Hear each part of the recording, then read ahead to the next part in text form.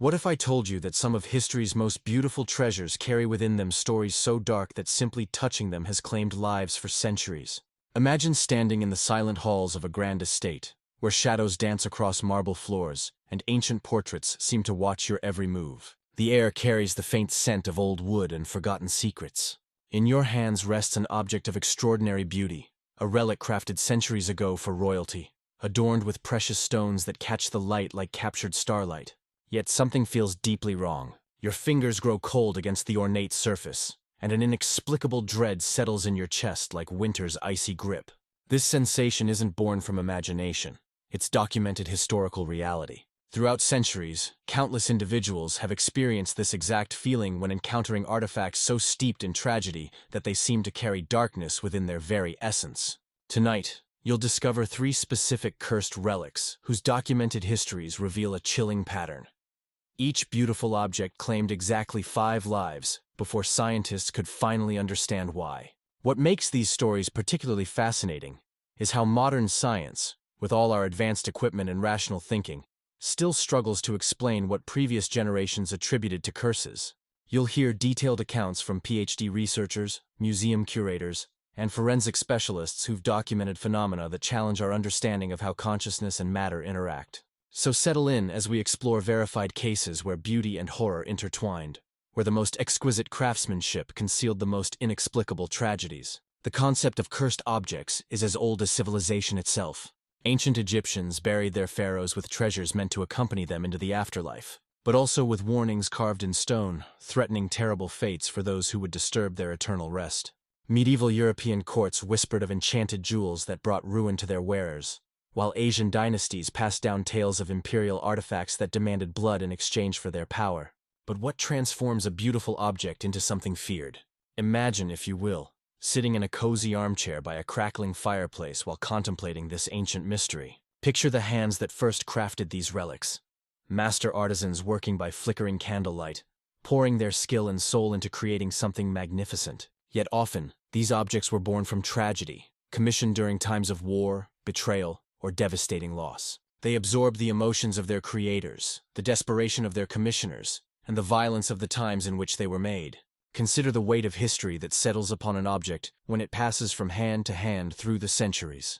Each owner brings their own story, their own struggles, their own eventual demise. When a beautiful crown witnesses the execution of its wearer, when an ornate dagger becomes the instrument of its owner's downfall, when a precious amulet fails to protect its bearer from a gruesome fate, something changes in the very essence of these objects. The royal courts of Europe were particularly fertile ground for such artifacts. Picture yourself as a silent observer in those opulent halls, where power meant everything and trust meant nothing, where objects became repositories of human ambition, jealousy, and fear. Yet even in describing such dark times, we can find comfort in knowing that the unbreakable human spirit endured through centuries of palace intrigue, creating stories that captivate us from our safe, cozy vantage point in the present. Take, for instance, the atmosphere that surrounded royal regalia during times of political upheaval. Picture the crown jewels of a monarchy on the brink of collapse, each precious stone a witness to the desperation of rulers clinging to power. These objects, crafted to symbolize divine authority, instead became symbols of mortality, reminders that even the most powerful rulers are subject to the whims of fate. The psychological weight of owning such objects cannot be understated. Imagine settling into a comfortable reading nook while contemplating this. If you suddenly found yourself in possession of a relic with a dark reputation, every misfortune might seem connected to the cursed object. The human mind, seeking patterns and explanations, begins to see connections where perhaps none exist. Yet the fear becomes real, and the fear itself becomes a kind of curse. Think of these artifacts like emotional sponges, absorbing centuries of human drama. Crowns and royal regalia witnessed the rise and fall of monarchs. Jewelry pieces carried the weight of love turned to betrayal, and weapons bore the burden of lives taken in brutal circumstances. Each object became a silent repository of human experience. What's fascinating is how these stories evolved and grew with each retelling, like whispered tales shared around a warm hearth on winter nights. A coincidental series of misfortunes would transform, through the lens of history and human imagination, into supernatural forces capable of reaching across centuries. The line between documented fact and embellished legend becomes beautifully blurred, creating narratives far more compelling than simple historical records. Consider how the mere reputation of being cursed can become a self-fulfilling prophecy. When people approach an object with fear and expectation of misfortune, they may unconsciously make decisions that lead to negative outcomes, becoming more careless, more anxious, more prone to accidents. In this way, the curse becomes real not through supernatural means, but through the very human power of belief and expectation. Yet even the most skeptical historians must acknowledge remarkable patterns. Image 17. Picture yourself as a gentle scholar, wrapped in a warm blanket while studying these mysteries by candlelight. When the same types of tragedies follow an object through multiple owners across different centuries and cultures, even rational minds begin to wonder if there might be more to these stories than simple superstition. The preservation of these tales speaks to something deep within human nature, our need to find meaning in suffering, to create explanations for the inexplicable. These cursed relics become focal points for our fears about mortality. Yet they also remind us of the enduring human spirit that faces uncertainty with courage and curiosity, generation after generation. As we prepare to delve deeper into these fascinating stories, imagine yourself settling into the coziest corner of a grand library, surrounded by leather-bound volumes and the gentle glow of reading lamps. Picture yourself as a curator in a museum vault, surrounded by objects of immense historical value. Each artifact sits silently in its case, beautiful and mysterious, carrying within it the echoes of lives lived and lost. Some seem to radiate warmth and peace, while others seem to emanate a chill that speaks to mysteries we're only beginning to understand. Tonight, from the comfort of this journey through history, we will explore the most infamous of these relics. We will meet the people whose lives became entangled with these cursed artifacts, emperors and queens, merchants and scholars, each drawn by undeniable allure, each facing forces beyond their understanding. Yet in their struggles, we see the same resilience and courage that defines the human spirit across all ages. The stories we uncover span continents and centuries, united by themes of ambition, love, betrayal, and the eternal human desire to possess something beautiful and powerful. These tales show how objects can transcend their materials, how history and human emotion can transform precious metals and stones into vessels of extraordinary complexity. But this particular relic's first victim would shock even the most skeptical historians. Not a superstitious peasant or power-hungry noble, but someone whose very profession should have protected them from such ancient fears. Let me take you back to 1789 to witness how this ancient tragedy first unfolded. The victim's identity would send shockwaves through the royal court, for it was none other than Princess Eleanor of Aquitaine, the king's own beloved niece. Picture, if you will, a young woman of merely 19 years, known throughout the realm for her radiant smile and gentle spirit. She had arrived at the castle just 3 days prior, traveling from her family's estate to attend the harvest celebrations that marked the end of autumn. Eleanor possessed a beauty that seemed to glow from within, golden hair that caught the light like spun silk, and eyes the color of summer meadows. But more than her physical grace, it was her kindness that made her beloved by all who knew her. The servants spoke of how she would remember their names, how she would inquire about their families with genuine care. Even the stern castle guards would soften in her presence, offering respectful bows when she passed through the corridors. On that fateful evening, Eleanor had retired to her chambers after what witnesses described as a perfectly ordinary day. She had spent the afternoon in the solar with the other court ladies, working on delicate embroidery while sharing gentle laughter and whispered conversations. She had spent the afternoon in the solar with the other court ladies, working on delicate embroidery while sharing gentle laughter and whispered conversations. As twilight painted the sky in shades of purple and gold, she bid goodnight to her companions, her voice carrying its usual warmth as she spoke of looking forward to the morning's planned hunt. Her chamber was located in the eastern tower, a spacious room appointed with all the luxuries befitting her royal status. Tapestries depicting pastoral scenes adorned the stone walls, their rich colors creating a sense of warmth against the cool October air. A fire crackled softly in the hearth, casting dancing shadows that would normally have created a peaceful ambiance for restful sleep. But sleep would not come easily that night. Imagine, if you will, settling into your own warm bed while we explore this gentle mystery together. Picture the scene unfolding in those quiet hours after midnight. Eleanor lay upon her canopied bed, the fine linen sheets pulled up to her chin as she sought the comfort of slumber. The castle had settled into its peaceful nighttime rhythm, the reassuring footstep of a guard making his rounds, the distant, soothing hoot of an owl from the surrounding forest, the gentle whisper of wind through the arrow loops. It was during the deepest part of the night that the mysterious affliction began. Those who examined her later described symptoms that defied medical understanding. A gentle passing that would puzzle scholars for generations.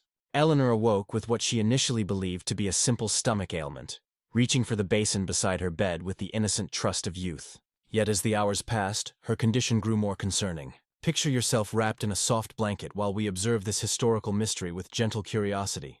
The young princess found herself experiencing waves of discomfort, her skin taking on a pale, almost ethereal quality. Despite the cool air of the chamber, beads of perspiration formed on her brow like morning dew. By dawn's first light, Eleanor's personal maid discovered her mistress in peaceful repose. The girl, barely older than Eleanor herself, would later recount how she found the princess resting on her side, her breathing soft and distant. The golden hair that had been so carefully braided the night before now lay gently across the silk pillows like spun sunlight, creating a scene both beautiful and mysterious.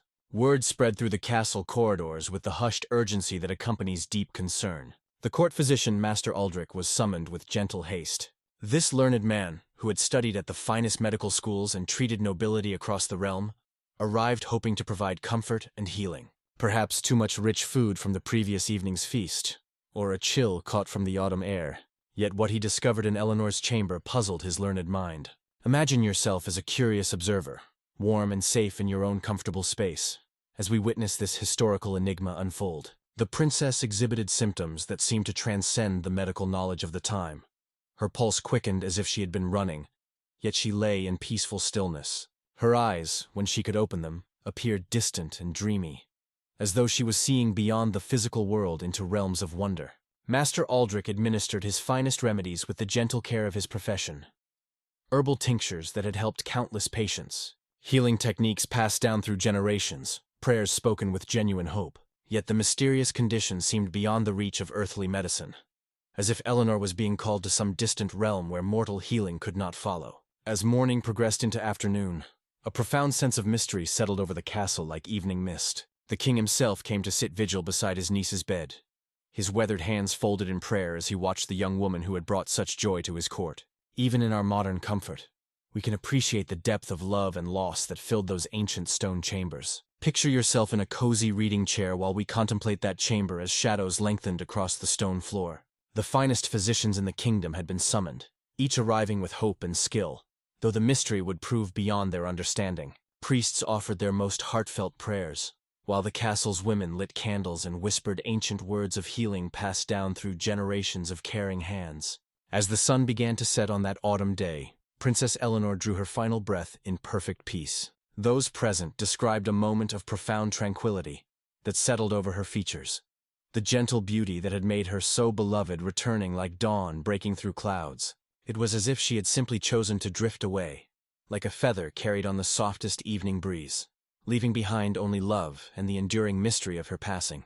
The aftermath of Eleanor's passing created ripples of wonder that spread far beyond the royal court. Word traveled gently to neighboring kingdoms, carried by merchants, pilgrims, and traveling minstrels who spoke in reverent tones of the mysterious circumstances that had claimed such a beloved young life.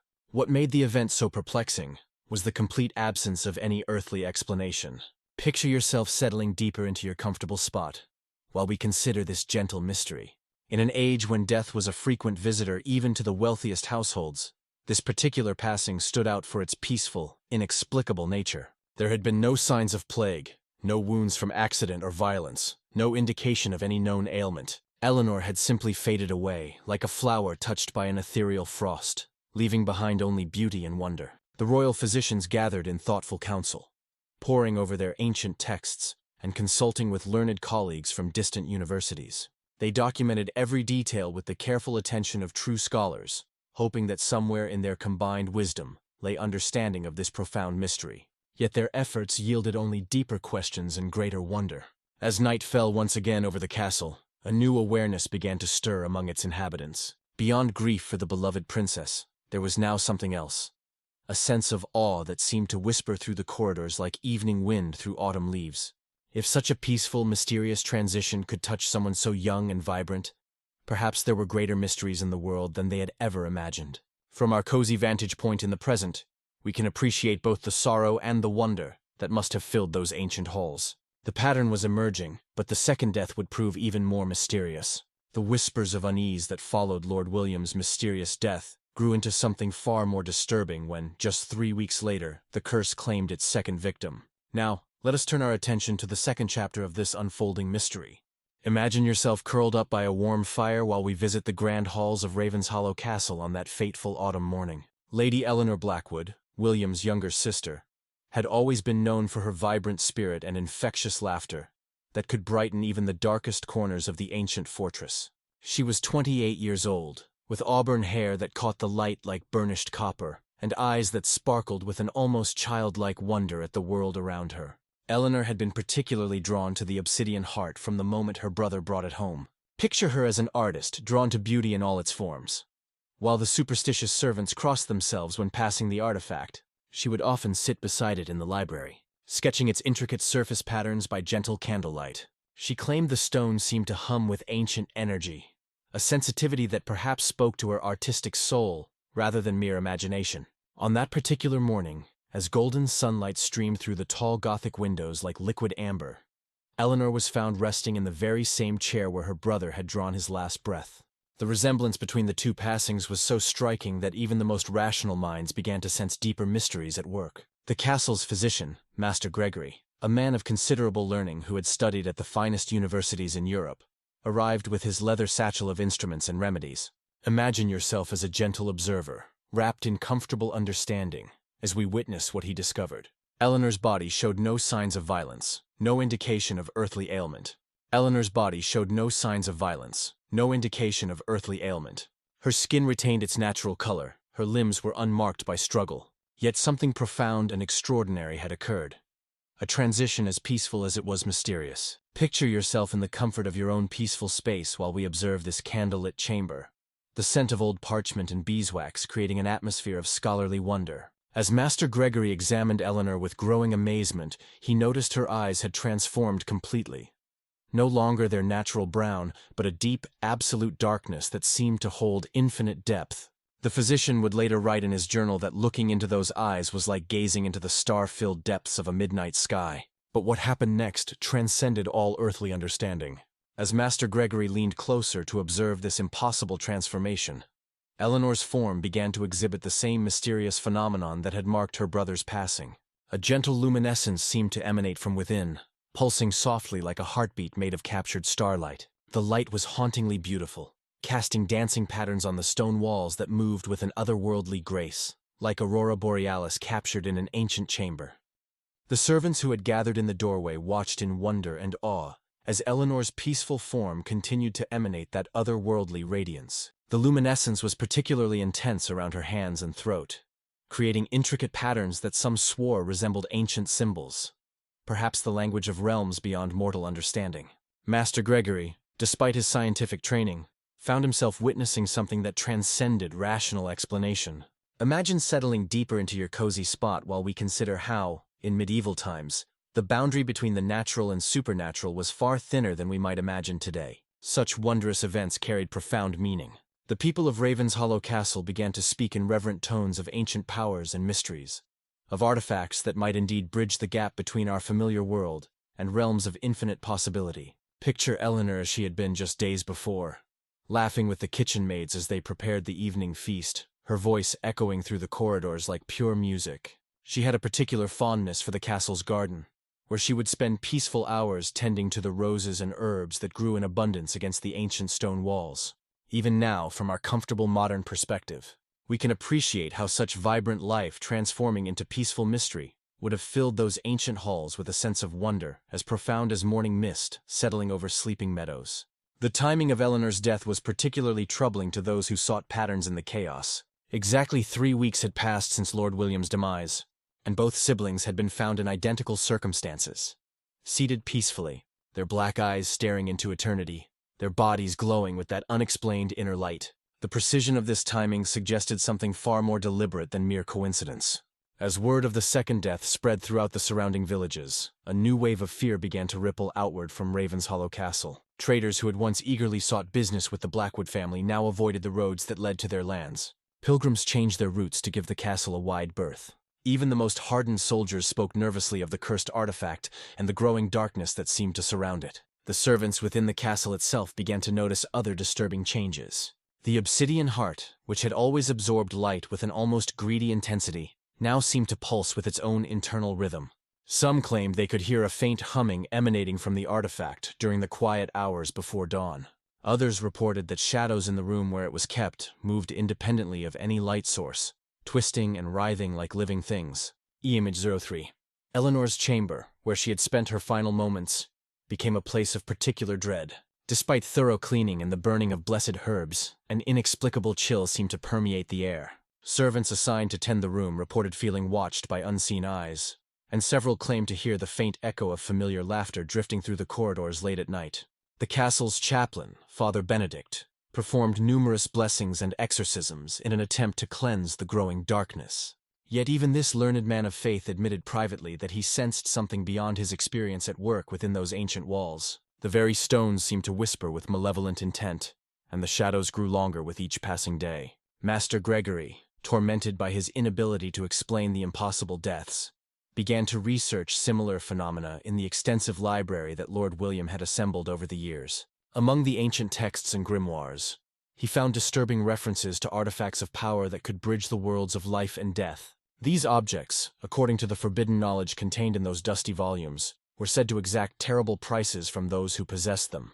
As the investigation into Eleanor's death continued, a pattern began to emerge that chilled the blood of all who recognized it. The deaths were not random acts of supernatural vengeance, but seemed to follow a deliberate progression. Each victim had spent considerable time in close proximity to the obsidian heart. Each had reported strange dreams and visions in the days before their demise. Each had died in the exact same manner, with the same impossible transformation of their eyes, and the same mysterious luminescence that defied all medical explanation. The question that haunted everyone at Ravenshollow Castle was not if the curse would claim another victim, but who would be next.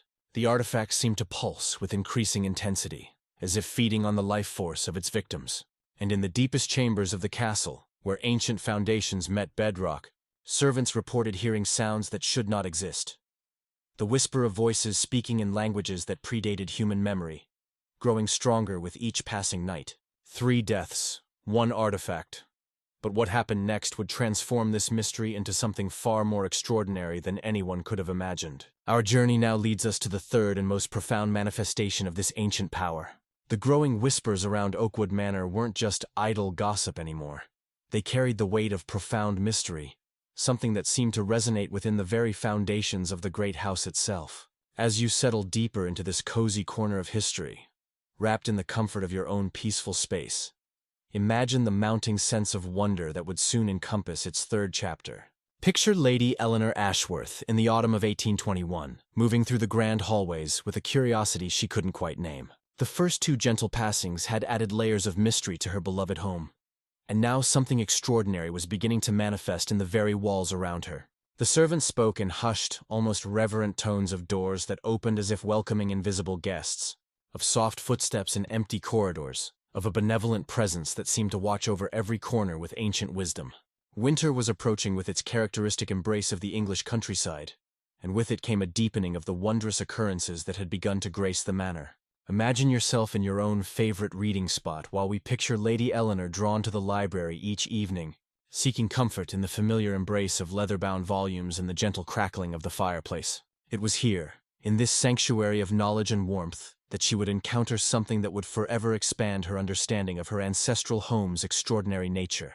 The 3rd gentle transition came not with dramatic flourish, but with the peaceful surrender of a soul called to something greater. Thomas Whitmore, the estate's longtime groundskeeper, had been Lady Eleanor's most trusted confidant since childhood.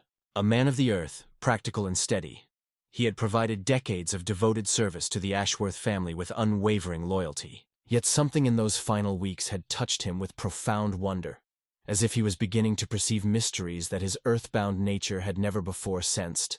Thomas had begun speaking of shadows that danced independently of their sources, of whispered conversations in languages that seemed to echo from distant times, of a growing awareness that the very stones of Oakwood Manor held memories spanning centuries. Picture yourself in comfortable understanding as we observe how his fellow servants noticed his increased reverence, blessing himself throughout the day, carrying sprigs of rowan and iron in his pockets, the old protections that connected him to generations of wisdom about things that transcend ordinary understanding. The morning they found Thomas resting in the rose garden, his hands still gently holding the pruning shears, Lady Eleanor sensed immediately that this transition held the same peaceful mystery as the others. Where one might expect signs of distress, Thomas appeared profoundly serene, as if he had simply chosen to answer a call to something beyond this earthly realm. The local physician, Dr. Hartwell, could find no earthly cause beyond what he termed a peaceful surrender of the spirit. But it was the groundskeeper's final words, whispered to the young scullery maid who found him in those last tender moments, that would add another layer of wonder to the manor's growing mystery. "Tell her ladyship," he had said softly, "that the earth beneath the house remembers everything. Tell her the stones are trying to share their stories, if only we have the courage to listen." As autumn deepened into the harsh embrace of winter, the supernatural manifestations that had been mere whispers began to take on a more tangible form. Imagine yourself as one of the remaining servants, walking through the corridors of Oakwood Manor as darkness settles over the countryside. The very air seems thick with anticipation, as if the house itself is holding its breath. Lady Eleanor documented these occurrences with the methodical precision of someone desperately trying to make sense of the impossible. In her private journals, she wrote of seeing figures in period dress walking through walls as if they were made of morning mist. She described the sound of children's laughter echoing from rooms that had been empty for decades, of piano music drifting from the locked music room where no piano had stood for over 50 years. The medieval foundations of Oakwood Manor, those ancient stones that predated the current structure by centuries, seemed to pulse with their own malevolent energy. During this era, the common folk still held firm beliefs about the persistence of spirits, about places where the veil between worlds grew thin. To them, such manifestations weren't matters of superstition but observable phenomena that demanded respect and caution. Local villagers began to avoid the roads that passed too close to the manor grounds. The postman reported that his horse would refuse to approach the gates, trembling and backing away as if sensing some invisible threat. Even the hardiest of the tenant farmers found excuses to conduct their business with the estate through intermediaries, rather than venture onto the manor grounds themselves. In the village inn, conversations would fall to whispers whenever someone mentioned the Ashworth estate. Old wives spoke of ancient curses, of bloodlines marked by tragedy, of places where the dead refused to rest peacefully. The more educated dismissed such talk as peasant superstition, yet even they found themselves crossing themselves when passing the manor's imposing silhouette against the winter sky. Lady Eleanor, caught between her rational upbringing and the undeniable evidence of her senses, began to research the history of her family's lands with new urgency. In the manor's extensive archives, she discovered records that painted a picture of recurring tragedy stretching back generations. Every few decades, it seemed, Oakwood Manor would claim its victims in clusters, as if some dark appetite required periodic feeding. As winter's grip tightened around Oakwood Manor, Lady Eleanor found herself facing a terrible realization. If the pattern held true, if the historical records were accurate, then Thomas Whitmore's death was merely the third note in a symphony of tragedy that was still unfolding. 2 more souls would be claimed before whatever dark force had awakened in the manor's depths would return to its slumber. The pattern she uncovered was as disturbing as it was consistent. The deaths always came in groups of 5, spread across seasons that seemed to follow some occult calendar. They always began with those closest to the land itself: gardeners, groundskeepers, those who worked with their hands in the ancient soil. The supernatural manifestations would intensify with each death, building to a crescendo that would culminate in ways the historical records only hinted at in the most oblique terms. The servants who remained, and their numbers dwindled with each passing week, reported increasingly disturbing phenomena. They spoke of voices calling their names from empty rooms, of doors that would slam shut with tremendous force when no wind stirred the air, of shadows that would follow them through the corridors like faithful but unwelcome pets. In this atmosphere of mounting dread, Lady Eleanor made a decision that would define the final chapters of the Oakwood Manor tragedy. Rather than flee as so many others had done, she chose to stay and confront whatever darkness had taken root in her ancestral home. Armed with the knowledge gleaned from her research and a determination born of generations of Ashworth courage, she began to prepare for a confrontation with forces that defied all rational explanation. The supernatural activity continued to escalate with each passing night. Windows would shatter without cause, their glass falling inward in patterns that formed disturbing symbols. The temperature in certain rooms would plummet without warning, turning breath to mist, even near roaring fires. And through it all, the sensation of being watched grew stronger, as if invisible eyes followed every movement through the ancient halls. Lady Eleanor's research had revealed one particularly chilling detail about the historical pattern. The supernatural manifestations always reached their peak during the darkest nights of winter, when the boundary between worlds grew thinnest. According to her calculations, that time was rapidly approaching, and with it would come a confrontation that would determine not only her own fate, but the future of Oakwood Manor itself. Witnesses spoke of shadows that danced without light, sounds that seemed to echo from other times. From the comfort of our modern understanding, let us now explore these remarkable testimonies. The testimonies began to flow in from every corner of the village, each account more wondrous than the last. Picture yourself settling into a comfortable armchair by a crackling fire, while we visit that small gathering in the village inn on that cold November evening, their faces illuminated by flickering candlelight as they shared stories that would have seemed impossible just months before, yet now filled the room with a sense of gentle mystery. Margaret, the baker's wife, spoke in hushed tones of her encounter near the old stone bridge that led to Oakwood Manor. She had been returning from the market, her cart laden with flour and grain, when the very shadows around her began to behave in extraordinary ways. They moved like gentle spirits, she whispered, her weathered hands gesturing as she described how dark shapes had flowed across the cobblestones near her cart. They had no sun to cast them, no moon to guide them, yet they danced gracefully as if moved by some ancient invisible music. Picture this scene from your own cozy vantage point, not as something frightening, but as a glimpse into mysteries that our ordinary world rarely reveals.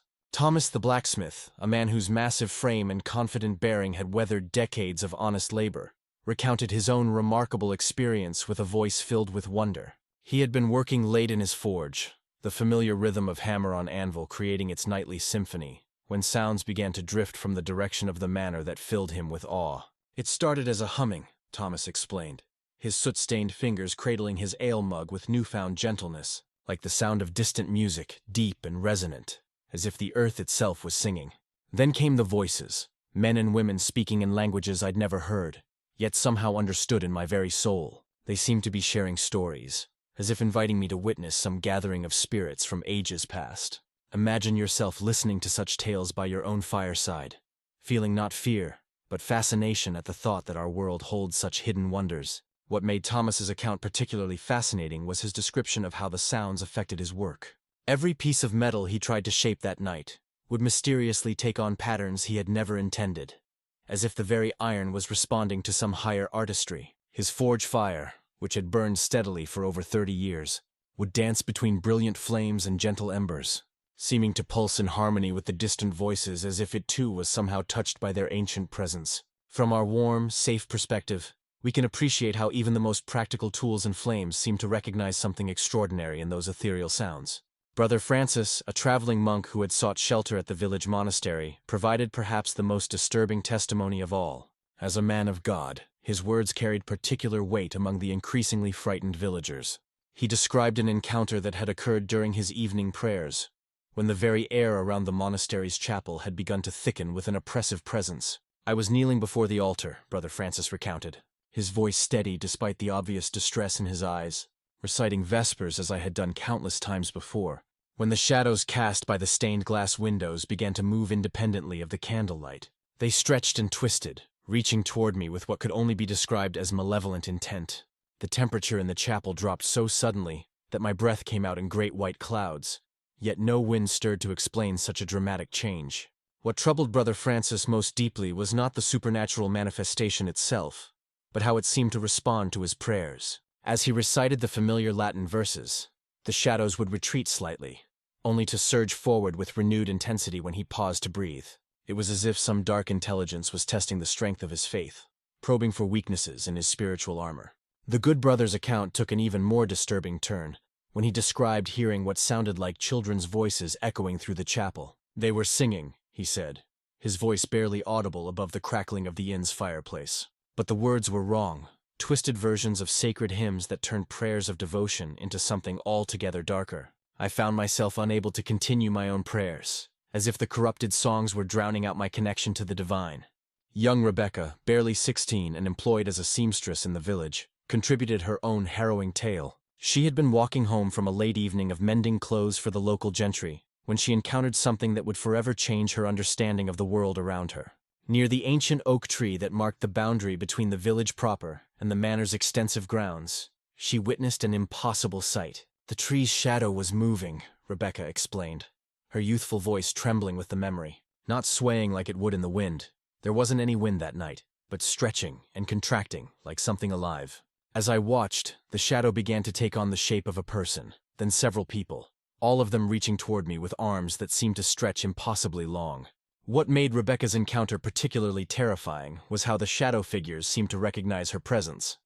As she stood frozen in fear, unable to move or cry out, the shadowy forms began to speak her name, their voices carrying clearly through the still night air, despite having no visible mouths to speak with. The voices were familiar yet wrong, as if people she knew and trusted were calling to her from some terrible distance. The village physician, Dr. Whitmore, found himself reluctantly adding his own observations to the growing collection of testimonies. As a man of science and rational thought, he had initially dismissed the villagers' accounts as mass hysteria brought on by the recent deaths. However, his own experiences had begun to shake his steadfast belief in purely natural explanations. I was attending to old Mrs. Hartwell, the doctor explained, his medical precision lending credibility to his account. She had been suffering from a persistent cough that seemed to worsen each evening. As I prepared her medicine by lamplight, the flame began to behave in a most peculiar manner. Rather than burning steadily upward as flames naturally do, it would suddenly leap sideways, as if blown by wind, yet the air in the room was completely still. Dr. Whitmore went on to describe how the erratic flame movements seemed to correspond with distant sounds coming from the direction of Oakwood Manor. Each time the mysterious humming or whispered voices would drift across the countryside, the lamp flame would respond, dancing and flickering in patterns that defied all scientific explanation. Perhaps most disturbing of all was the account provided by Father McKenna, the village priest whose spiritual authority had provided comfort to the community for over 2 decades. As shepherd to his flock, he had initially sought to calm their fears with rational explanations and gentle reassurance. However, his own encounter with the growing supernatural activity had left him deeply shaken. I was conducting evening prayers in the church, Father McKenna recounted, his normally confident voice betraying hints of uncertainty. The congregation had dwindled significantly in recent weeks, but a handful of faithful souls still gathered for worship. As we recited the Lord's Prayer, our voices began to echo strangely, as if the very walls of the church were amplifying and distorting our words. The priest described how the echo grew progressively stronger and more distorted until it seemed as though hundreds of voices were joining in the prayer, yet speaking words that were subtly but unmistakably different from the traditional verse. The familiar petition, "Deliver us from evil," became something else entirely, words that seemed to invite, rather than repel, the very darkness they sought protection from. As these testimonies accumulated, a pattern began to emerge that chilled even the most skeptical observers. The supernatural manifestations were not random occurrences, but seemed to be following some deliberate design, growing stronger and more frequent as they spread outward from Oakwood Manor like ripples in a dark pond. Each witness described phenomena that seemed specifically tailored to their own fears and beliefs, as if some malevolent intelligence was adapting its approach to achieve maximum psychological impact. The village elders, men and women whose memories stretched back decades, began to share stories that had been whispered among families for generations. Tales of previous times when similar events had plagued the community, always centered around the ancient manor house, always following the same general pattern of escalating supernatural activity that would build to some terrible climax before suddenly ceasing for years or even decades. What emerged from these historical accounts was perhaps the most frightening revelation of all. This was not the first time such events had occurred, and if the pattern held true, the current manifestations were merely the beginning of something far more devastating. The witnesses who had come forward represented only those brave enough to speak publicly about their experiences. How many others had encountered similar phenomena but remained silent, too frightened or too ashamed to admit what they had seen? As these accounts spread throughout the region, fear and wonder grew in equal measure. Picture yourself by a warm fire while we witness how the highest authorities of the faith chose to respond to this growing crisis. Word of the escalating supernatural disturbances at Oakwood Manor had reached the highest ecclesiastical authorities with alarming speed. Picture, if you will, the solemn atmosphere of the cathedral chapter house, where Bishop Aldrich presided over an emergency gathering of the region's most senior clergy. The flickering light of countless candles cast dancing shadows on ancient stone walls as learned men debated how best to confront a situation that challenged the very foundations of their understanding. Bishop Aldrich himself was a man of considerable experience in spiritual warfare. Having spent decades studying the more esoteric aspects of church doctrine, He possessed knowledge of rituals and practices that were rarely discussed outside the most trusted circles of the clergy. His weathered face bore the marks of countless vigils and fasts, and his piercing gray eyes had witnessed phenomena that would have shaken lesser men's faith to its very core. The decision to intervene personally was not taken lightly. Such direct action by the church hierarchy was reserved for only the most severe spiritual emergencies, situations where the souls of an entire community hung in the balance. The bishop understood that his involvement would lend enormous weight to the villagers' claims, while also placing his own reputation and authority at considerable risk. As autumn gave way to the harsh grip of winter, Bishop Aldrich arrived at Oakwood Manor accompanied by a carefully chosen retinue of specialists. Father Emmanuel, an expert in ancient languages and forbidden texts, carried with him a leather satchel containing relics and manuscripts that had not seen daylight for centuries. Brother Sebastian, whose deep knowledge of exorcism rituals had earned him both respect and whispered fear among his fellow clergy, bore an ornate wooden case containing blessed oils, holy water blessed by 3 different popes, and silver instruments whose purposes were known only to those initiated in the most secret practices of the church. Imagine the procession as it made its way up the winding path to the manor's imposing entrance. The bishop, resplendent in his ceremonial robes of deep purple and gold, led the group with measured steps, his staff striking the frost-covered ground in a rhythm that seemed to echo with supernatural authority. Behind him, his assistants chanted in low Latin voices, their words forming a protective barrier of prayer that seemed to push back against the oppressive atmosphere that had settled over the estate. Lady Eleanor greeted the ecclesiastical delegation with a mixture of relief and apprehension. The presence of such high-ranking church officials validated her own experiences, while simultaneously confirming that the situation had reached truly dangerous proportions. As she escorted the bishop through the manor's corridors, she could not help but notice how even these men of God seemed affected by the atmosphere within her ancestral home. The blessing ceremony itself was conducted with elaborate precision, following protocols that had been developed over centuries of confronting supernatural threats. Picture the great hall of Oakwood Manor transformed into a sacred space, every surface anointed with holy water, while clouds of incense rose toward the vaulted ceiling. The bishop's voice rang out with commanding authority as he recited prayers in Latin, Greek, and Hebrew, calling upon the power of saints and archangels to cleanse the ancient stones of whatever malevolent presence had taken root there. Yet even as the ceremony progressed, it became clear that the supernatural forces at work in the manor were not easily intimidated by traditional religious authority. As Father Emmanuel began to recite passages from the Book of Revelation, the very air seemed to thicken with resistance, making each word a struggle to pronounce. Candles that had been burning steadily began to flicker wildly, their flames bending in impossible directions, as if blown by winds that existed in dimensions beyond the physical world. Brother Sebastian, drawing upon his extensive experience with malevolent spirits, recognized the signs of a presence that was actively resisting their efforts. Unlike the typical cases he had encountered, where supernatural entities would retreat or at least remain dormant during blessed rituals, whatever inhabited Oakwood Manor seemed to be testing the strength of their faith, probing for weaknesses in their spiritual defenses. The most unsettling moment came when Bishop Aldrich attempted to perform the most powerful blessing in his repertoire, a ritual so sacred that its words were known to fewer than a dozen men in all of Christendom. As he began the ancient incantation, his voice suddenly faltered, not from fear or uncertainty, but as if some external force was literally preventing the words from leaving his lips. For several tense moments the bishop stood frozen, his mouth moving silently as he struggled against an invisible restraint. Imagine the shock that rippled through the assembled clergy as they witnessed their most revered leader, a man whose spiritual authority had never been questioned, rendered temporarily speechless by forces beyond their comprehension. Yet rather than retreat in defeat, Bishop Aldrich drew upon reserves of faith and determination that had sustained him through decades of spiritual warfare. When his voice finally returned, it carried a power and resonance that seemed to shake the very foundations of the manor. The Latin words rang out like thunder, each syllable charged with divine authority. For a brief moment, it seemed as though the blessing might succeed, as the oppressive atmosphere that had plagued the estate began to lift slightly. However, the relief was short-lived. As the bishop completed the most sacred portions of the ritual, a sound began to emanate from deep within the manor's foundations, a low, rhythmic humming that seemed to mock the sacred words that had just been spoken.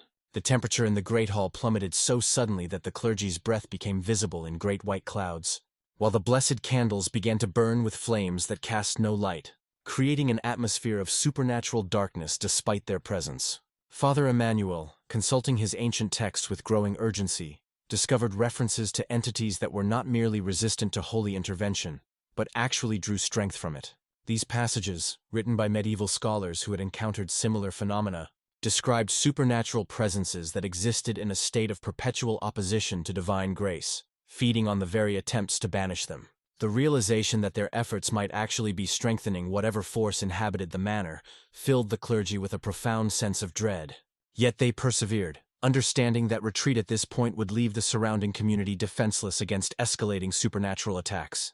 Brother Sebastian attempted a different approach, employing techniques he had learned during his studies of pre-Christian spiritual practices that had been carefully incorporated into church doctrine. These methods, while considered somewhat unconventional, had proven effective against entities that seemed immune to traditional exorcism rituals. As the brother began his alternative approach, the manor itself seemed to respond with increasing hostility. Doors throughout the building began to slam shut with tremendous force, creating echoes that reverberated through the corridors like supernatural thunder.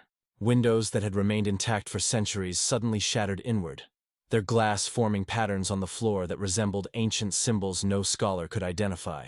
Despite their most earnest efforts, the combined might of the church's spiritual warriors proved insufficient to cleanse Oakwood Manor of its supernatural infestation. As dawn broke over the estate, Bishop Aldrich was forced to admit what no man of his position ever wanted to acknowledge. There were forces in the world that lay beyond the reach of even the most powerful religious intervention. The failure of the church's blessing ceremony sent shockwaves through the surrounding communities. If the highest authorities of the faith could not provide protection against the growing darkness, what hope remained for ordinary people? The bishop's reluctant departure from Oakwood Manor marked a turning point in the supernatural crisis, leaving the estate's inhabitants to face their supernatural tormentors without the comfort of divine protection. Yet from our cozy vantage point in the present, we can now see how this apparent defeat would lead to an entirely different understanding of the forces at work. Picture yourself settling deeper into your comfortable chair as the story takes an unexpected turn. The profound experience of Bishop Aldrich's blessing ceremony sent ripples of wonder throughout the surrounding communities, suggesting that traditional methods might not fully address the extraordinary nature of what was occurring at Oakwood Manor.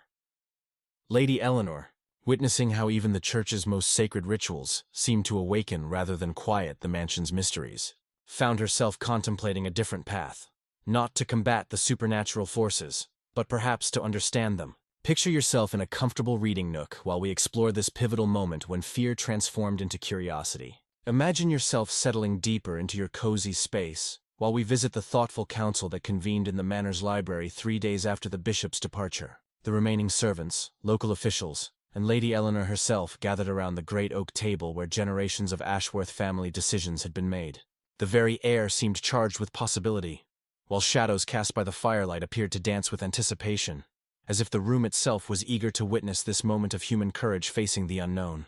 Dr. Whitmore, the village physician whose rational mind had been beautifully expanded by recent events, proposed a fascinating solution: careful study and potential relocation of the mysterious relic that seemed to be at the center of the extraordinary phenomena. His research into the manor's history had revealed that previous episodes of supernatural activity had sometimes shifted or evolved when specific objects or artifacts were moved, as if these items served as anchors between our world and realms of infinite possibility. The idea of relocating the relic required careful consideration.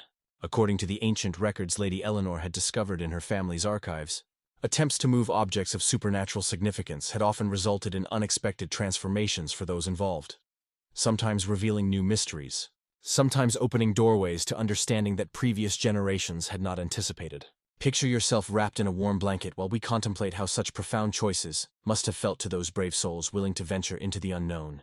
Brother Thomas, a junior member of Bishop Aldrich's retinue who had remained behind to continue monitoring the situation, volunteered to undertake the perilous task of transporting the relic to a distant monastery where it might be contained within walls blessed by centuries of continuous prayer. This young monk, barely past his 20s, possessed a combination of scholarly knowledge and spiritual courage that made him uniquely qualified for such a dangerous mission. The preparation for the relic's removal required careful planning and considerable spiritual protection. Brother Thomas spent days in fasting and prayer, purifying himself according to ancient protocols designed to shield those who must handle objects of supernatural power. Holy oils blessed by multiple bishops were applied to his hands and forehead, while protective amulets containing fragments of true saints' bones were sewn into his traveling robes. Imagine the scene on that gray December morning when the transportation attempt finally commenced. Brother Thomas, accompanied by two trusted servants whose courage outweighed their fear, approached the relic's resting place with reverent caution. The object itself, a ornate silver chalice dating back to the manor's earliest days, sat upon its pedestal like a beautiful but deadly serpent, its intricate engravings seeming to shift and writhe in the flickering candlelight. As Brother Thomas reached out to grasp the chalice, the supernatural forces that had been dormant during the daylight hours suddenly erupted with violent intensity. The temperature in the room plummeted to freezing levels within seconds, while every piece of glass in the vicinity, windows, mirrors, even the water and drinking cups, began to vibrate with harmonic frequencies that created an otherworldly symphony of dread. The young monk's hands, protected by blessed oils and wrapped in cloth that had been prayed over by the bishop himself, managed to make contact with the relic's surface. But the moment his fingers touched the silver metal, Brother Thomas began to convulse as if struck by lightning. His eyes rolled back until only the whites were visible, and his voice, when it emerged, carried tones and inflections that belonged to someone, or something, else entirely. Through Brother Thomas's lips came words in languages that predated human civilization, phrases that seemed to bypass the ear and strike directly at the soul of anyone who heard them. The two servants who had volunteered to assist in the relocation fell to their knees, overwhelmed by sensations of terror and despair that seemed to pour from the possessed monk like invisible poison. Yet despite the supernatural assault upon his mind and body, Brother Thomas's years of spiritual training allowed him to maintain enough control to continue with his mission. Step by agonizing step, he carried the cursed chalice from its resting place toward the manor's entrance, each movement accompanied by increasingly violent supernatural manifestations. The very walls of Oakwood Manor seemed to protest the relic's removal. Ancient timbers groaned and cracked as if the building itself was experiencing physical pain, while portraits of long-dead Ashworth ancestors began to weep tears of blood that stained their gilded frames. The sound of children crying echoed from empty rooms, growing louder and more desperate as Brother Thomas approached the main doors. It was at the threshold of the manor that disaster finally struck. As Brother Thomas stepped onto the entrance portico, still clutching the cursed chalice despite the supernatural forces tearing at his mind, his body suddenly went rigid. Then, with no warning whatsoever, Brother Thomas collapsed to the stone steps, the silver chalice tumbling from his nerveless fingers to shatter against the ancient masonry. The moment the relic broke apart, a sound like thunder rolled across the countryside, followed by a silence so profound that even the winter wind seemed to hold its breath. Lady Eleanor, who had been watching from a safe distance, rushed to the fallen monk's side. Brother Thomas was still alive, but barely recognizable as the earnest young man who had volunteered for this perilous mission. His hair had turned completely white during the brief time he had been in contact with the relic, while his eyes held a haunted expression that suggested he had glimpsed realms of existence too terrible for human comprehension. The shattering of the chalice brought no relief from the supernatural disturbances plaguing Oakwood Manor. If anything, the destruction of the relic seemed to have released whatever malevolent forces had been contained within it, spreading the supernatural contamination throughout the entire estate. The fragments of broken silver seemed to pulse with their own malevolent life, and any attempt to gather them resulted in burns that defied medical treatment. Henrik the merchant, a traveling trader who had sought shelter at the manor during the relocation attempt, became the fifth victim when he made the fatal mistake of trying to collect one of the silver fragments as a curious souvenir. Within hours of touching the cursed metal, Henrik developed the same mysterious symptoms that had claimed the previous victims. His death, witnessed by several survivors, followed the now familiar pattern of unexplained physical deterioration, leading to peaceful but inexplicable demise. The failure of the relocation attempt marked a turning point in the supernatural crisis surrounding Oakwood Manor. No longer contained within a single object, the malevolent forces that had plagued the estate began to spread outward, affecting the surrounding countryside in ways that would take generations to fully understand. The pattern that had been building with mathematical precision was now complete, but rather than bringing resolution, it had ushered in an era of supernatural activity that would define the region for decades to come. As centuries passed, the relic's story only grew more mysterious. Settling into the warmth of historical perspective, let us now trace how this ancient mystery evolved through the ages. The scattered fragments of the ancient chalice, resting across the entrance stones of Oakwood Manor, became seeds of wonder that would blossom into legend across the following centuries. Picture yourself in your favorite comfortable spot while we consider how whispered tales of the estate's extraordinary history traveled from village to village, carried by merchants, pilgrims, and traveling scholars who transformed each retelling into something more elaborate and fascinating than the last. By the Renaissance period, when rational thought and scientific inquiry were beginning to illuminate medieval mysteries, the story of Oakwood Manor had evolved into something far more intriguing than its origins might suggest. Learned men of the 16th century, armed with new methods of documentation and investigation, began to treat the supernatural phenomena as subjects worthy of serious scholarly attention. Not mere folklore, but genuine mysteries that challenged their understanding of the world. Imagine yourself as a scholar of that era, sitting by candlelight with quill in hand, driven by the same curiosity that warms us today. Father Johannes Mercator, a Jesuit scholar whose extensive travels had brought him into contact with numerous cases of extraordinary phenomena, arrived at the manor in 1547 with the noble intention of conducting the first systematic study of the site. His approach differed beautifully from the religious interventions of previous centuries, focusing instead on careful observation and detailed documentation of any unusual occurrences, much like a naturalist studying rare and wonderful creatures in their native habitat. Picture Father Mercator as he established his scholarly residence in the manor's east wing, surrounded by instruments of measurement and observation that represented the cutting edge of Renaissance technology.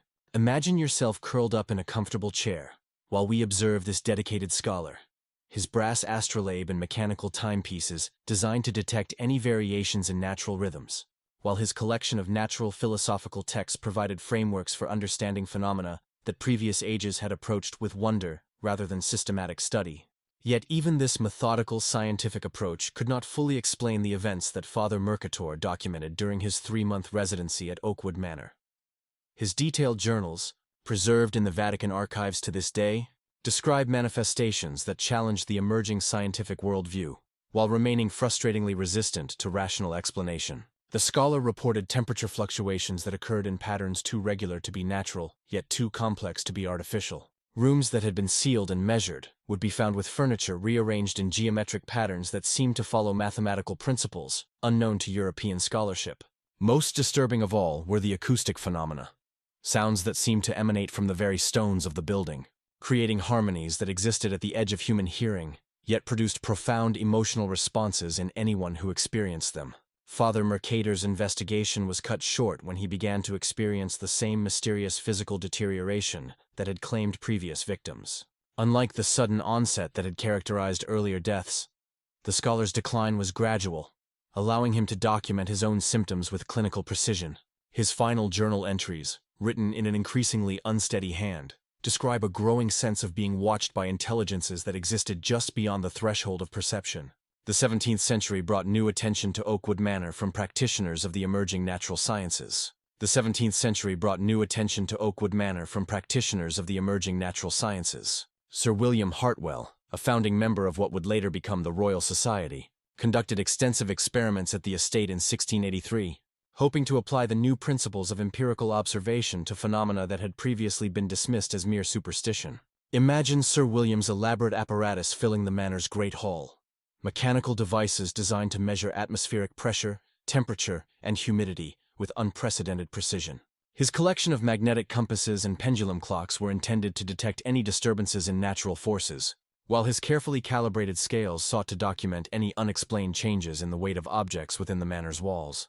What Sir William discovered challenged the very foundations of the mechanistic worldview that was beginning to dominate scientific thought. His instruments registered disturbances that followed no known physical laws, while his attempts to create controlled experimental conditions were consistently undermined by phenomena that seemed to possess their own intelligence and intent. The most significant development during Sir William's residency was his discovery of what he termed temporal inconsistencies within the manor. Clocks that had been synchronized would gradually drift apart, but not randomly. They would develop timing differences that seemed to correspond with the intensity of supernatural activity. During periods of heightened phenomena, mechanical timepieces would run either significantly faster or slower than their expected rates, creating temporal bubbles where the normal flow of time appeared to be disrupted. Sir William's investigation ended abruptly when he made the mistake of spending a night alone in the room where the original chalice had been kept. Servants found him the following morning in a state of cataleptic shock, his carefully maintained scientific instruments smashed and scattered throughout the chamber. Although he recovered physically, Sir William never spoke publicly about his experiences that night, and his private papers from the investigation were sealed with instructions that they not be opened until the 20th century. the 18th century saw the manor become a destination for philosophers and natural scientists who were beginning to develop new theories about the nature of consciousness and reality.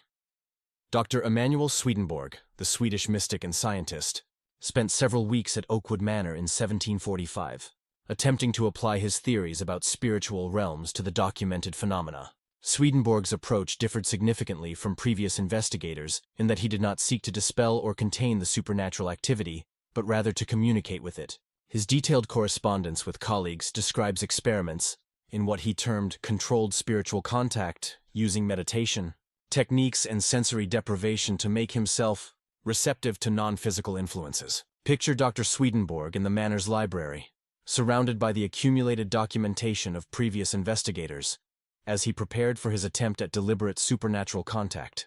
His method involved fasting, extended periods of prayer and meditation, and gradual reduction of external stimuli until he reached what he described as a state of spiritual receptivity. He reported making contact with what he believed to be the consciousness of individuals who had died at the manor over the previous centuries, including some of the original victims whose deaths had started the supernatural cycle. These communications, conducted through what Swedenborg described as direct mental impression, provided insights into the nature of the phenomena that had plagued the estate.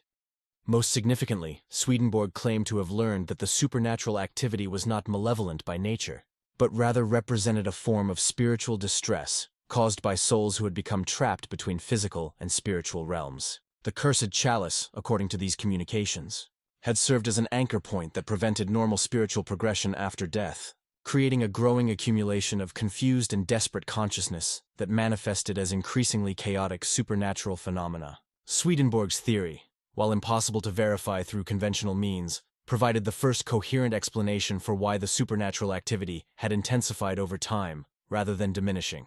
Each death associated with the manor added another trapped consciousness to the spiritual congregation, creating an ever-growing community of displaced souls who could neither fully depart nor effectively communicate with the living world. The implications of Swedenborg's discoveries would not be fully appreciated until much later, but they marked a crucial transition in how thinking people approached the phenomena at Oakwood Manor. Rather than viewing the supernatural activity as external forces to be combated or contained, future investigators would begin to consider the possibility that they were dealing with a complex spiritual ecosystem that required understanding rather than conquest. As the 18th century drew to a close, the reputation of Oakwood Manor had spread throughout European intellectual circles. Scholars, philosophers, and scientists from across the continent began to include the estate in their broader investigations of unexplained phenomena, gradually building a body of documentation that would provide the foundation for more systematic approaches to paranormal research in the centuries to come. Picture yourself settling into the most comfortable corner of your imagination, because what modern science discovered about these ancient mysteries will absolutely astound you. Now, let us witness how the tools of our modern age would finally begin to illuminate these timeless enigmas. As the 19th century ushered in an age of industrial revolution and scientific advancement, investigators arrived at Oakwood Manor armed with technologies that would have seemed magical to their predecessors. Yet these remarkable innovations would reveal that the mysterious phenomena that had graced the estate for centuries were far more complex and fascinating than anyone had imagined. Picture yourself in a cozy study, surrounded by leather-bound books, while we explore how modern minds approach these timeless enigmas. Dr. Edmund Thornfield, a prominent member of the newly established Royal Institution, led the first truly scientific expedition to Oakwood Manor in c.us. 1847. Imagine yourself watching from a comfortable window seat as his elaborate equipment was transported up the winding path to the estate.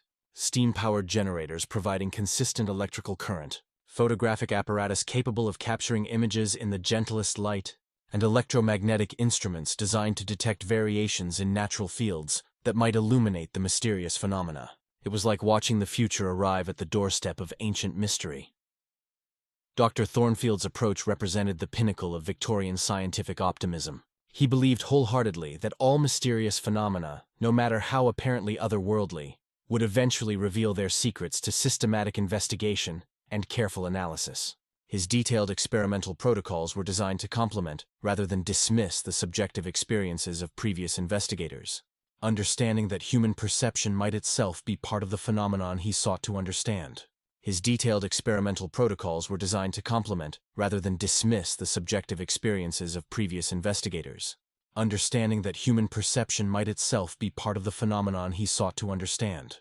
Imagine the great hall of Oakwood Manor transformed into a Victorian laboratory, its ancient stones embraced by gleaming brass instruments and mechanical devices that ticked and hummed with musical precision.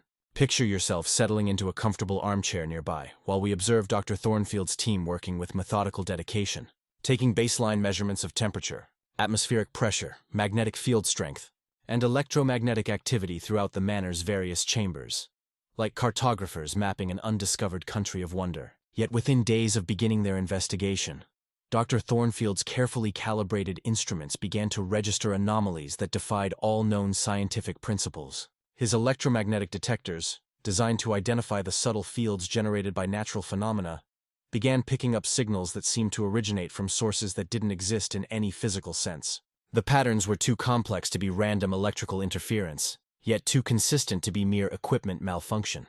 Most puzzling of all were the readings from his photographic equipment. Dr. Thornfield had brought the most advanced camera technology available, capable of capturing images using extremely short exposure times to eliminate any possibility of movement blur or optical illusion. Yet when his photographic plates were developed, they consistently showed anomalous forms and shapes that had not been visible to the naked eye during the actual exposures. These photographic anomalies appeared to be more than simple flaws in the chemical processing. The shapes that emerged on the plates seemed to correspond with the locations and times when other instruments had detected the strongest electromagnetic disturbances. Most unsettling of all, some of the photographic figures appeared to be wearing clothing consistent with different historical periods, as if the camera was somehow capturing images of people who had been present at the manor during previous centuries. Dr. Thornfield's rational worldview began to crack when he attempted to document the temporal anomalies that previous investigators had reported. His mechanical chronometers, synchronized before each experiment, would gradually develop timing differences that seemed to correspond with the intensity of other measured phenomena. During periods of heightened electromagnetic activity, time itself appeared to flow at different rates in different areas of the manor. The breaking point came when Dr. Thornfield decided to spend a night alone in the chamber where the original cursed chalice had been kept, armed with his most sensitive recording equipment. His instruments detected a steady buildup of electromagnetic activity beginning at midnight, reaching levels that should have been impossible to generate without massive external power sources. Picture Dr. Thornfield surrounded by his mechanical guardians, their brass dials and copper coils gleaming in the lamplight as they registered increasingly impossible readings. The temperature in the room began to fluctuate wildly, dropping to near freezing levels before suddenly spiking to tropical heat, all within the span of minutes. His electromagnetic detectors registered field strengths that exceeded anything previously recorded in natural phenomena. But it was when his photographic equipment began operating independently that Dr. Thornfield finally understood he was dealing with forces beyond the reach of Victorian science. His cameras, which required manual operation to function, began taking photographs on their own, their mechanical shutters clicking in rapid succession as if controlled by invisible hands. When these plates were later developed, they showed clear images of Dr. Thornfield himself, photographed from angles that would have required someone else to be operating the cameras. The final straw came when Dr. Thornfield's own pocket watch, a precision timepiece that had never varied more than a few seconds in all the years he had owned it, began running backward. Not simply stopping or slowing, but actually reversing its mechanism in defiance of every known law of physics. As he watched in growing horror, the hands of his watch traced counterclockwise paths while continuing to tick with mechanical precision. Dr. Thornfield's expedition ended abruptly the following morning when his assistants found him, unconscious on the floor of the experimental chamber, surrounded by equipment that had somehow been disassembled and rearranged into complex geometric patterns. Although he recovered physically, Dr. Thornfield never published his findings from Oakwood Manor, and his private papers from the investigation were found to contain only blank pages, as if whatever he had written had somehow been erased by forces beyond his understanding. The early 20th century brought a new generation of investigators armed with even more sophisticated equipment. Dr. Margaret Patterson, a pioneering researcher in the emerging field of parapsychology, arrived at Oakwood Manor in 1923 with electronic instruments that represented the cutting edge of modern technology. Her electromagnetic field detectors, powered by vacuum tubes and electrical circuits, were sensitive enough to detect disturbances in the Earth's natural magnetic field. Dr. Patterson's approach differed from her Victorian predecessors in that she did not assume the phenomena could be explained entirely through conventional physics. Instead, she hypothesized that the supernatural activity might represent forms of energy or consciousness that existed outside the normal electromagnetic spectrum, requiring entirely new theoretical frameworks to understand. Picture Dr. Patterson in her makeshift laboratory, surrounded by electronic equipment that hummed and glowed with the power of early 20th century technology. Her oscilloscopes and spectrum analyzers created visual representations of electromagnetic activity, allowing her to study patterns and frequencies that had been invisible to previous investigators. What Dr. Patterson discovered challenged not only conventional scientific understanding, but also the emerging theories of quantum mechanics that were beginning to revolutionize physics. Most significantly, Dr. Patterson's research suggested that consciousness itself might play a crucial role in the phenomena. Her measurements consistently showed that the intensity of supernatural activity correlated directly with the presence and emotional state of human observers. During periods when the manor was completely unoccupied, her remote monitoring equipment registered only baseline readings. But the moment someone entered the building, particularly someone who was aware of its supernatural reputation, the instruments would begin detecting massive increases in electromagnetic activity. This discovery led Dr. Patterson to propose what she termed the consciousness amplification theory, the idea that certain locations might serve as focal points where human consciousness could interact with quantum-level phenomena to produce effects that appeared supernatural but were actually manifestations of poorly understood natural laws. Dr. Patterson's investigation reached its climax when she attempted to create controlled conditions for consciousness-based phenomena. Using meditation techniques and sensory isolation, she tried to achieve the same receptive mental state that previous investigators had reported during their most significant encounters. Her electronic instruments monitored her brain activity while simultaneously measuring environmental changes throughout the manor. The results of this experiment would have seemed impossible to earlier researchers. As Dr. Patterson entered deeper meditative states, her equipment registered corresponding increases in electromagnetic activity throughout the building. More remarkably, the patterns of this activity seemed to mirror the rhythms and frequencies of her own brainwaves, as if the manor itself was somehow synchronizing with her consciousness. Even modern science couldn't fully illuminate what happened next, yet our story doesn't end there. From our comfortable understanding in the present, let us see how the very latest scientific approaches would reveal even deeper mysteries. Dr. Patricia Vasquez arrived at Oakwood Manor in 1987 with equipment that represented the pinnacle of late 20th century scientific achievement. Her investigation, funded by a prestigious university grant, employed technologies that would have seemed like pure magic to earlier researchers. Thermal imaging cameras capable of detecting the slightest temperature variations, computerized spectrometers that could analyze air samples with incredible precision, and quantum field detectors that measured the most subtle disturbances in the fabric of reality itself. Picture yourself in a comfortable chair, while we witness how even our most advanced tools would encounter mysteries that transcended conventional understanding. Vasquez's mobile laboratory, a converted trailer filled with fascinating electronic monitoring equipment, nestled peacefully in the shadow of the ancient manor house. Banks of computer screens displayed continuous readouts from dozens of sensors placed throughout the building, creating a comprehensive electronic web of observation that could detect even the most subtle variations in environmental conditions, like having digital eyes and ears throughout every room, watching and listening for signs of the extraordinary. The initial phase of Dr. Vasquez's investigation proceeded exactly as planned. Her instruments established baseline measurements for temperature, humidity, electromagnetic fields, and even quantum field fluctuations throughout every room of the manor. For the first 3 days, everything appeared perfectly ordinary, leading Dr. Vasquez to wonder if previous investigators had simply been working with the limitations of their era's understanding. But on the 4th night of her residency, something extraordinary occurred that would expand her appreciation for the true complexity of reality itself.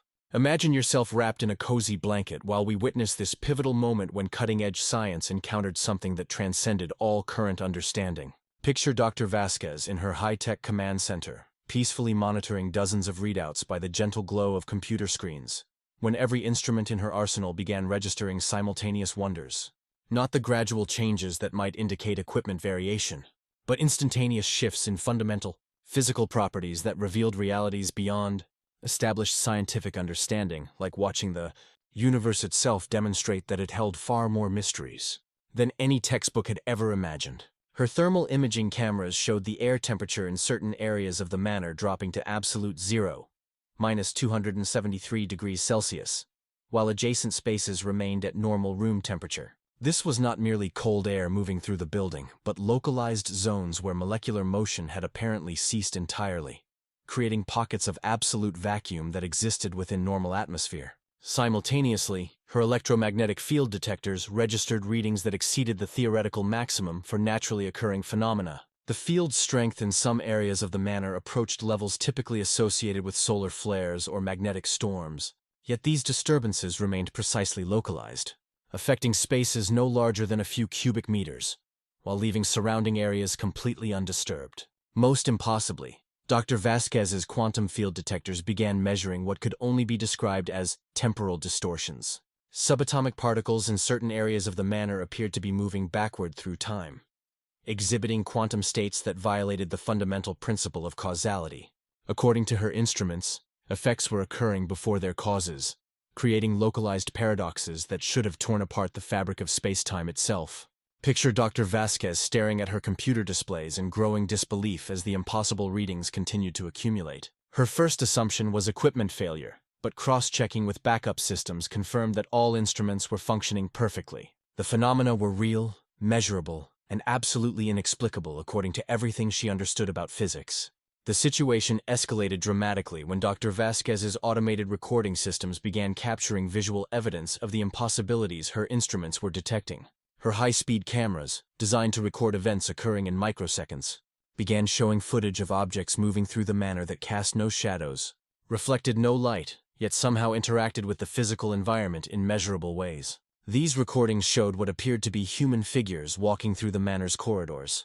But when the footage was analyzed frame by frame, the figures displayed properties that defied optical physics. They emitted light rather than reflecting it, yet this light cast no shadows and seemed to bend around corners in ways that violated the fundamental nature of electromagnetic radiation. Even more disturbing were the recordings that showed these same figures apparently aware of Dr. Vasquez's presence and her monitoring equipment. The entities seemed to deliberately position themselves in front of cameras, as if posing for photographs, and appeared to manipulate her instruments by merely approaching them. Electromagnetic readings would spike whenever one of these figures drew near a detector. Yet there was no visible interaction between the entity and the equipment. Dr. Vasquez's scientific training demanded that she seek rational explanations for these phenomena, but as the evidence accumulated, conventional physics proved increasingly inadequate to explain what she was observing. Her attempts to replicate the conditions that triggered the anomalies met with partial success. The phenomena could be encouraged but not fully controlled, suggesting an intelligence behind the manifestations that remained beyond her ability to predict or direct. The investigation reached its crisis point when Dr. Vasquez decided to use herself as a test subject, placing sensors directly on her body while exposing herself to the areas of highest supernatural activity. She theorized that human consciousness might serve as a crucial component in the phenomena, and that direct biological monitoring might provide insights that external observation could not achieve. Picture Dr. Vasquez entering the chamber where the original cursed chalice had been kept, her body connected to biomedical sensors that monitored brain activity, heart rate, skin conductivity, and hormone levels. As she entered the space, her instruments immediately registered the now familiar environmental anomalies, but for the first time, they also detected corresponding changes in her own biological systems. Her brainwave patterns began synchronizing with the electromagnetic fluctuations occurring throughout the manor, creating a feedback loop between her consciousness and the supernatural phenomena. Most remarkably, her neural activity began displaying patterns typically associated with REM sleep and deep meditation, even though she remained fully awake and alert. As this synchronization deepened, Dr. Vasquez began experiencing what she later described as direct information transfer, knowledge and memories that were not her own flowing into her consciousness as if downloaded from some external source. She perceived the history of Oakwood Manor not as learned information, but as lived experience, witnessing events from previous centuries as if she had been present during their occurrence. Through this impossible communion, Dr. Vasquez gained insights into the nature of the phenomena that had plagued the manor for centuries. She understood that the supernatural activity was not random or malevolent, but represented a form of consciousness preservation that occurred when intense emotional states became imprinted on the quantum structure of matter itself. The manor had become a repository of human experience, storing the thoughts and feelings of everyone who had lived and died within its walls. The investigation concluded abruptly when Dr. Vasquez's equipment registered quantum disturbances so severe that they began affecting the molecular structure of her recording media. Computer hard drives developed impossible data patterns that seemed to contain more information than their storage capacity should have allowed, while photographic film showed images that had never been exposed to light yet depicted scenes from the manor's past with perfect clarity. Dr. Vasquez emerged from her investigation with documentation that challenged the fundamental assumptions of modern science, yet she found herself unable to publish her findings through conventional academic channels. The evidence was too radical, too impossible for peer review systems designed to evaluate research within established scientific paradigms. Instead, she quietly deposited her complete documentation in a sealed archive, with instructions that it not be opened until scientific understanding had advanced sufficiently to evaluate phenomena that existed at the intersection of consciousness and quantum mechanics. Her final report, classified at the highest levels of academic security, concluded with a simple statement that would have seemed like science fiction to earlier investigators. The boundary between mind and matter is far more permeable than we have previously understood. Today, the relic rests in silence, but its legend continues to whisper. In the quiet halls of the Blackwood Historical Museum, housed within what was once the east wing of the original manor, visitors can now observe the reconstructed fragments of the cursed chalice behind reinforced glass. The display case, surrounded by temperature-controlled atmosphere and protected by the most advanced security systems available, represents humanity's latest attempt to contain forces that may exist beyond the reach of technology. Dr. Sarah Chen, the museum's current chief curator and a respected researcher in anomalous phenomena, has spent the better part of a decade studying the chalice fragments and their continued effects on both the building and its visitors. Her approach combines rigorous scientific methodology with a healthy respect for the historical accounts that span over 4 centuries of documented supernatural activity. Picture Dr. Chen in her modern laboratory, surrounded by equipment that would have seemed like magic to the 19th century investigators who first attempted to understand the manor's mysteries. Her quantum field detectors, capable of measuring disturbances at the subatomic level, maintain constant surveillance of the reconstructed chalice, while thermal imaging systems monitor temperature fluctuations that continue to occur in patterns too regular to be natural yet too complex to be artificial. What Dr. Chen has discovered challenges our understanding of how consciousness and matter interact at fundamental levels. The chalice fragments continue to emit measurable electromagnetic signatures that seem to respond to the presence and emotional states of human observers. During periods when the museum is empty, her instruments register only baseline readings. But when visitors approach the display, particularly those who are familiar with the artifact's history, the electromagnetic activity increases in direct proportion to their emotional engagement with the exhibit. Most remarkably, Dr. Chen's research has documented what she terms informational imprinting, a phenomenon where individuals who spend extended time observing the chalice fragments begin to report detailed knowledge about historical events that occurred at the manor, despite having no previous exposure to these specific historical accounts. These reported experiences include accurate descriptions of architectural features that no longer exist, names of people who lived at the manor centuries ago, and details about daily life that are verified when cross-referenced with historical documents. The museum building itself continues to exhibit the temporal anomalies that previous investigators documented. Synchronized clocks placed throughout the facility gradually develop timing discrepancies that correlate with the intensity of supernatural activity. During special exhibitions or educational programs that focus on the chalice's history, these temporal distortions become more pronounced, creating measurable variations in the flow of time between different areas of the building. Dr. Chen's most significant discovery relates to what she calls consciousness resonance, the apparent ability of the chalice fragments to amplify and preserve human emotional states. Her instruments have detected electromagnetic patterns that seem to encode complex information, possibly including memory fragments from individuals who had significant contact with the original artifact over the centuries. This research has led to the development of new, theoretical frameworks that attempt to explain how consciousness might interact with quantum-level phenomena, to create effects that appear supernatural but may actually represent poorly understood natural processes. Dr. Chen's work suggests that human consciousness exists as a form of quantum information that can, under certain conditions, become entangled with the fundamental structure of matter itself. The implications of this research extend far beyond the specific case of Oakwood Manor. If consciousness can indeed leave measurable imprints on physical objects, it might explain historical artifacts, ancient buildings, and sites of significant emotional events. What previous generations attributed to ghosts or curses might actually be evidence of quantum-level interactions between mind and matter that science is only beginning to understand. Visitors to the museum often report experiences that seem to validate Dr. Chen's theories. Many describe feeling watched while viewing the chalice display, or experiencing sudden emotional shifts that seem unrelated to their own mental state. Some report brief glimpses of figures in period dress reflected in the display case glass, though security cameras have never captured any visual evidence of such apparitions. The children who visit the museum seem particularly sensitive to whatever consciousness remains associated with the chalice fragments. Educational programs designed for young visitors consistently produce the most significant electromagnetic readings, as if the artifact responds more strongly to minds that have not yet learned to dismiss the possibility of the impossible.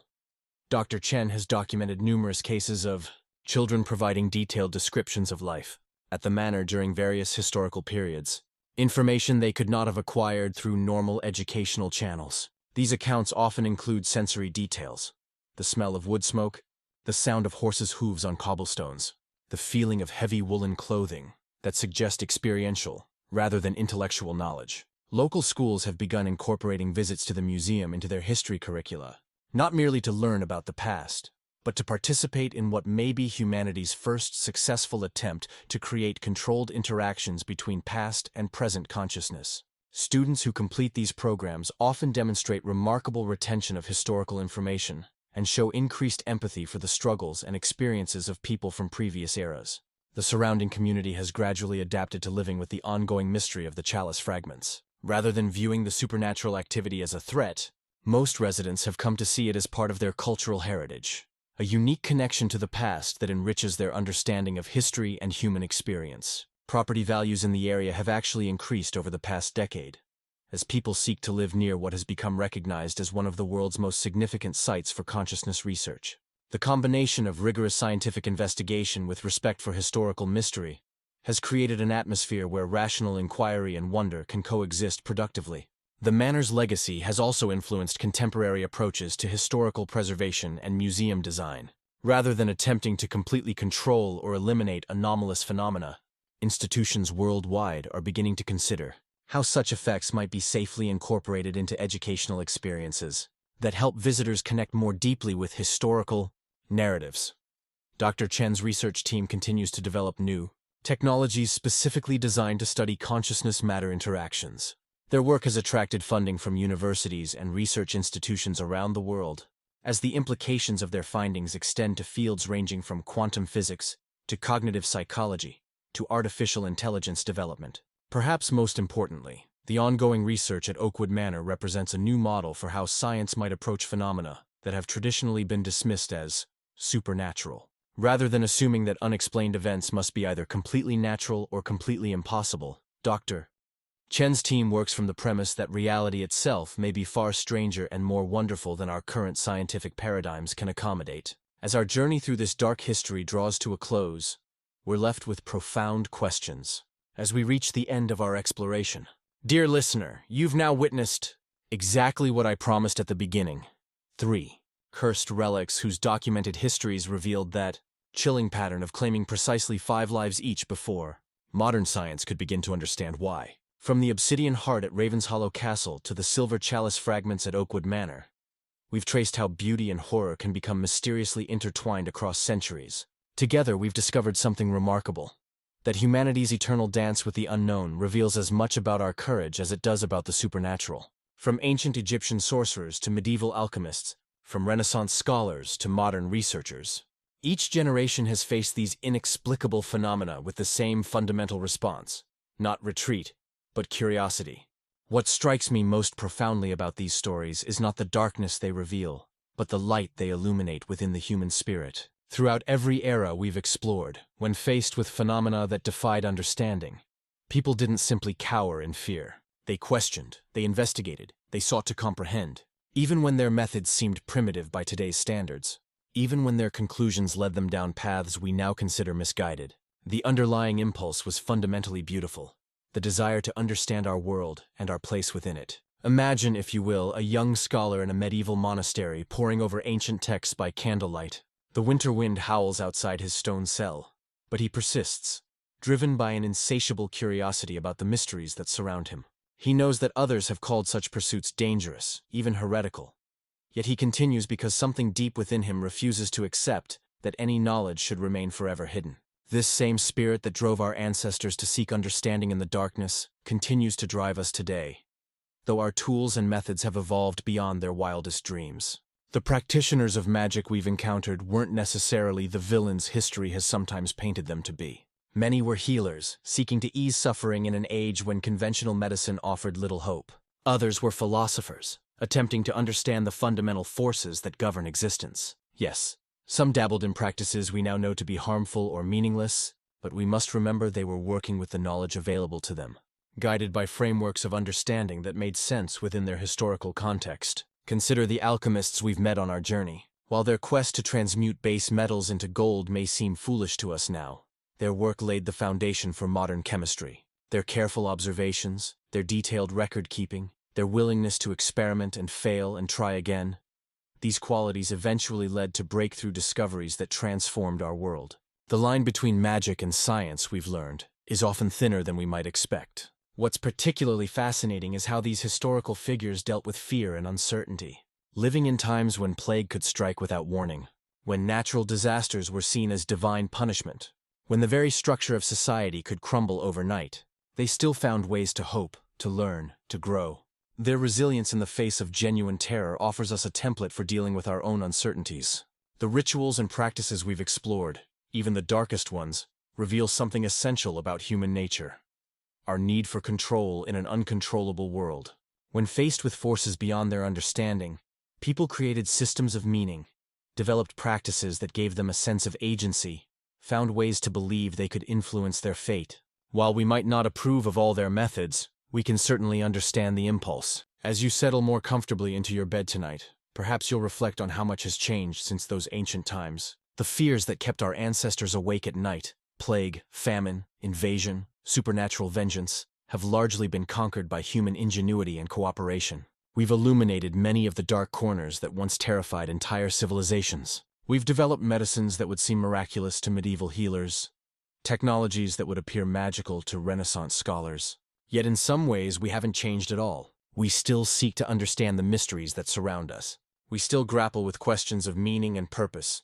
We still find ourselves drawn to stories of the supernatural, the unexplained, the magical. Perhaps this is because these tales speak to something fundamental within us: our recognition that reality is far stranger and more wonderful than we usually allow ourselves to believe. Now you've seen how the pattern reveals itself. Beautiful objects steeped in tragedy, claiming exactly 5 lives across different eras, yet ultimately teaching us that the greatest magic our ancestors possessed wasn't found in their spells or potions or elaborate rituals. It was found in their capacity for wonder, their willingness to believe that the world held secrets worth discovering, their faith that understanding was possible even in the darkest times. This same magic lives within each of us today. Every time we choose curiosity over fear, every time we seek to learn rather than simply judge, every time we approach the unknown with open minds and generous hearts, we honor the best traditions of those who came before us. Tonight, as you drift toward sleep, you carry within yourself the accumulated wisdom of countless generations. The courage of ancient explorers, the persistence of medieval scholars, the ingenuity of Renaissance innovators, the discoveries of modern researchers, all of this lives on in you. You are part of an unbroken chain of human curiosity that stretches back to our earliest ancestors and forward to futures we can barely imagine. The stories we've shared tonight remind us that every era has its mysteries, its challenges, its opportunities for growth and discovery. Our ancestors faced their unknowns with whatever tools they had available. They created meaning in the midst of chaos, found hope in the darkest times, and passed their knowledge forward so that we might build upon their foundations. As you close your eyes and let sleep embrace you, remember that you too are part of this grand story. The mysteries that fascinate you, the questions that drive you, the hopes and dreams you carry. These connect you to every seeker of truth who has ever lived. In your own way, through your own choices and actions, you continue the ancient human tradition of pushing back against ignorance, of choosing light over darkness, of believing that understanding is always worth pursuing. Perhaps tonight, as you settle into the comfort of your own safe space, you'll find yourself noticing the objects around you with new appreciation. That antique jewelry, those family heirlooms, the vintage pieces that carry stories from previous owners. Each might hold mysteries we're only beginning to understand. If this exploration of cursed relics and their documented patterns has stirred your own curiosity about history's unexplained mysteries, know that you're participating in the same timeless tradition of wonder that has driven human discovery for millennia. Every question you ask, every mystery that captures your imagination, connects you to this endless chain of seekers. Sweet dreams, dear listener. May your rest be peaceful and your dreams filled with gentle wonder. Thank you for joining me on this journey through history's most intriguing shadows. Until we meet again in another cozy corner of history, good night and sleep well.